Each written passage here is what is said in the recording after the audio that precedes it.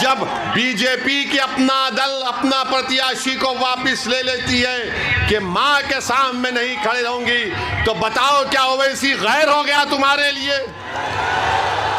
کیا کشواہا تمہارے لیے غیر ہو گیا؟ ارے ہم تو آپ کے لیے لڑ رہے ہیں، اور انشاءاللہ ضرورت پڑے گی تو ہم مر مٹنے کے بھی لیے تیار ہیں آپ کے لیے۔ اور یاد رکھو میری اس بات کو، اسد الدین اویسی کی جان کی قیمت نہیں ہے۔ اسد الدین اویسی جب تک زندہ رہے گا انشاءاللہ تعالی غریب اور مظلوم عوام کے انصاف کی لڑائی لڑتا رہے گا۔ اور شاید اسی لیے کہ ہم سچائی اور حق کو کامیاب کرنا چاہتے ہیں، یہ باطل طاقتیں ہماری گاڑی پر گولیاں چلائیں، اور شاید اسی لیے یہ جانتے ہیں کہ اویسی اور کشواہا مل گئے تو اتر پردیش میں ایک انقلاب برپا ہونے جا رہا ہے۔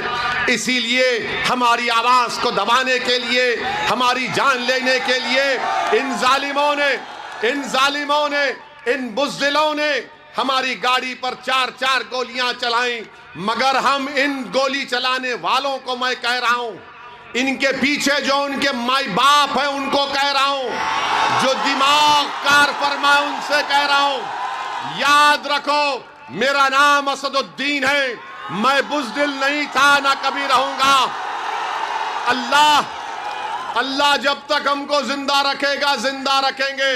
اور سنو بزدلو، اسد الدین اویسی نے اللہ کے کرم سے، اپنے بزرگوں کی دعاؤں سے، میں نے باطل طاقتوں کے طوفان میں چراغ جلانے کا ہنر سیکھ لیا ہوں، اور چراغ جلے گا انشاءاللہ تعالی۔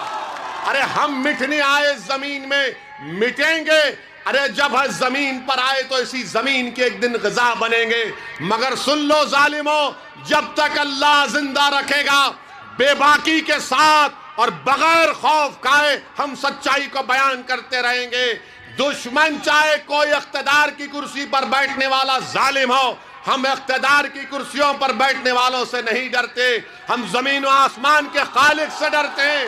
ہم کسی دیش کے پردھان منتری سے یا مکھیہ منتری سے یا اکھیلیش سے نہیں ڈرتے، ہم مخلوق سے نہیں ڈرتے، ہم خالق سے ڈرتے ہیں۔ اور یہی چیز ان کو پسند نہیں آتی کہ آخر کون ہے یہ لوگ کہ ہم گولیاں چلا رہے ہیں، اور یہ پارلیمنٹ میں کھڑے ہو کر کہہ رہا ہے کہ میں ٹھکراتا ہوں، مجھے سیکیورٹی نہیں چاہیے، مجھے زیڈ کیٹیگری نہیں چاہیے، مجھے برابری کے شہری کا حقوق دو۔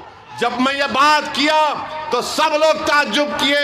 کئی نیتا پارلیمنٹ کے ممبر آ کے بولے اویسی تم نے بات تو اچھی کی، مگر نیتا لوگ تو سیکیورٹی لینے کے لیے تڑپتے ہیں اور تم اس کو ٹھکرا رہے ہو، اس کی کیا وجہ ہے؟ اس کی وجہ ایک ہی ہے، میں نے بیان کیا اور پھر کہہ رہا ہوں، اگر اویسی کو ایک سونے کے پنجرے میں ڈال دیے تو پھر کیا فائدہ؟ اگر اویسی کی جان بچا لی جائے اور ڈی وائی ایس پی کو انصاف نہ ملے تو پھر کیا فائدہ بتاؤ آپ؟ اگر اویسی کو سیکیورٹی مل گئی تو وہ 22 نوجوان جو CAA کا احتجاج کر رہے تھے، CAA کے کالے قانون کے خلاف اتر پردیش میں، اس کی ماں کو، ان بچوں کی ماں کو جو شہید ہو گئے، ان کو اویسی کیا منہ دکھائے گا؟